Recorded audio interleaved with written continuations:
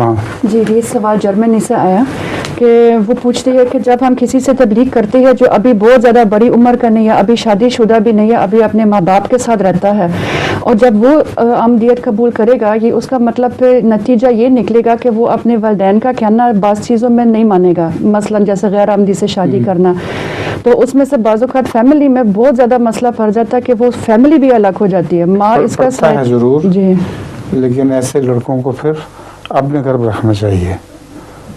ऐसी मिसालें हमारे पास हैं कि एक लड़के ने छोटी उम्र के बच्चे को अहमदी कर लिया, तो उसके माँ बाप उससे बहुत नाराज़ हुए, तो उसने उसको अपने घर पाल लिया और बड़ा किया और उसकी शादी की, हर तरह से उसका ख्याल भी रखा। तो अगर ये करो तो ठीक है, ठीक है जी। वहाँ से नहीं रहा है? अच्छा, एक वकील होता है, वो बड़ा अमीर है मगर बड़ा स्टिंजी है, कमीना भी बहुत है, और वो बहुत बड़ी गाड़ी में जाता है, लिमो जो नहीं है, लिमोजीन जी, तो वो साइड पे देखता है 2 आदमी ना साइड पे बैठे और घास खाते हैं, तो वो बड़ा हैरान हो जाता है। घास खा रहे हैं? जी। अच्छा। तो वो अपने शोफर को कहता है कि तुम रुक जाओ, मैं पता तो कर लो ये चक्कर क्या है।